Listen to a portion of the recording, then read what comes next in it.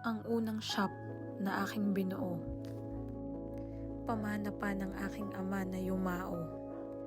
Nang dahil sa hindi pagkakaintindihan, bigla na lang pala itong maglalaho.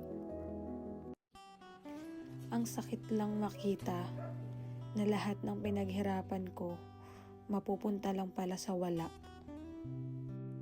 Ang sakit lang isipin na yung pag-uwi kong yung pala ay huling sulyap ko na sa kanya. Na pagdating ng bagong araw, ganito na pala yung aking makikita.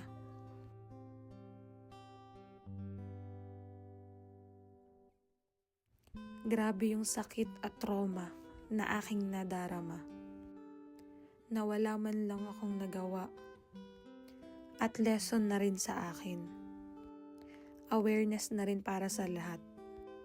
Na laging makipag-ugnayan bago umupa o magpatayo ng isang business. Iniisip ko na lang na ito ay isang pagsubok lamang. And everything happened for a reason. At hindi dito natatapos ang lahat. And the only true defeat is not giving up. Even when the road is tough. Keep moving forward. And the journey might be hard, but it's the only way to grow. Magsisimula uli ng panibago at magpapatuloy. Hindi ako basta-basta susuko. Pray lang at laban lang ulit.